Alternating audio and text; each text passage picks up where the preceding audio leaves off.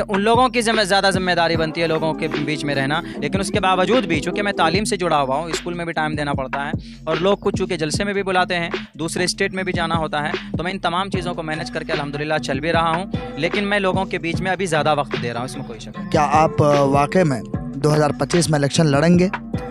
देखिए, एक मर्तबा कहीं से कोई आदमी धोखा खाता है तो दोबारा बचता है उस जगह से। पार्टी को धोखा मिला इन लोगों से, तो मुझे नहीं लगता है कि भाई पार्टी दूसरा ऐसा कदम उठाएगी कि जिससे पार्टी को नुकसान हो।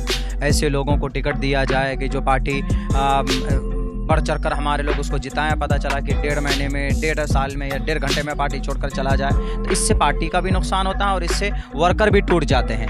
तो इसीलिए ये गलती जो हो गई थी, एक चूक हो गई थी। गलती क्या कहिए, पार्टी की अच्छी सोच थी, लेकिन यह कि इन लोगों ने गड़बड़ी कर दी।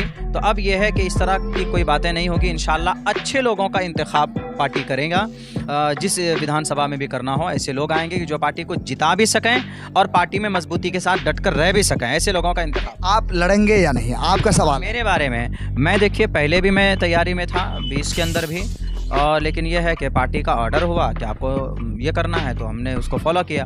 इस बार तो मेरे से कहीं ज़्यादा मैं पार्टी को तैयार कर रहा हूँ ना, पार्टी को तैयार कर रहा हूँ, पार्टी मजबूत हो। कहीं कहीं पर कुछ लोग नाराज़ हैं, उनको जाके हम मना रहे हैं, तो वो पार्टी को इतनी मजबूत कर रहे हैं। इंशाल्लाह पार्टी हमारी यहाँ से लड़ेगी और पार्टी कामयाब होगी।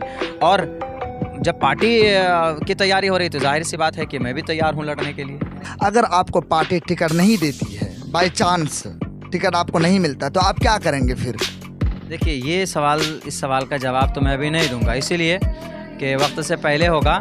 हमारी तैयारी, पार्टी को हम तैयार कर रहे हैं लड़ने के लिए। रही बात है कि अगर मेरे हक़ में नहीं होगा, किसी और के हक़ में फ़ैसला होगा, तो उस वक्त देखेंगे जब इस तरह का फ़ैसला होगा। अभी वक्त से पहले कुछ बोलना मुनासिब भी नहीं है। इस मौजूदा वक्त में जो कि हाट की जो बदहाली है, जो कि हाट में जिस किस्म का करप्शन है, चाहे आप ब्लॉक ले लीजिए, जैसा कि पंचायत ले लीजिए, इसी तरीके से थाना ले लीजिए, रजिस्ट्रार ऑफिस ले लीजिए, हर जगह मतलब करप्शन है, हर जगह रिश्वतखोरी। इस पर क्या मतलब किस किस्म की और क्या आपने कदम उठाया? क्योंकि नेताओं के तो है, नेताओं के ऊपर इल्ज़ामात लगते हैं कि विधायक का ये है, मुखिया का ये है, लेकिन आपने क्या किया आगे बढ़कर? क्या कोई धरना या कोई ऐसे वगैरह उनके खिलाफ एहतजाज वगैरह कुछ?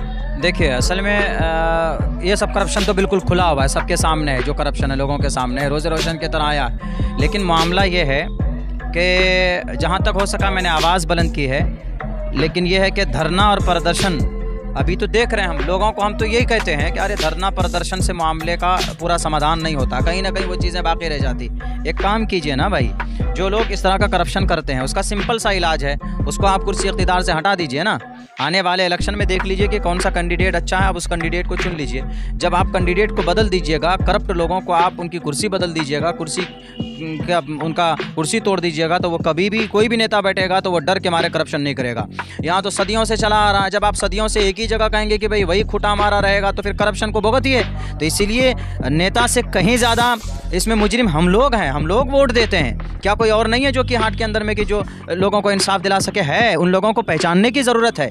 इसीलिए मैं तो यही कहता हूँ कि करप्शन को अगर ख़त्म करना है तो नेता बदल दीजिए। बस एक बार मौका तो दे करके देखिए ऐसे लोगों को जो लोग करप्शन को बदल सकते हैं। आप देखिए, आप ही के बीच में ऐसे लोग हैं, इन लोगों को हमेशा से आपने कुर्सी में दिया है, लूट कर रख लिया है, हर जगह पर लूट खसोट है।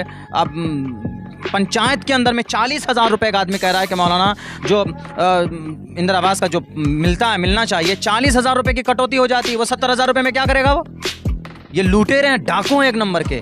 वो डाकू अच्छा होता है कि जो कम सड़क के किनारे कुछ नहीं करता, एक मरतबा में बस 5-10 हज़ार रुपये छीन लिया, बस हो गया, जान बख्श जाती है उनकी, कभी और ज़िंदगी में सामने नहीं आता। लेकिन ये तो इतने बड़े डाकू हैं, लुटेरे हैं ये।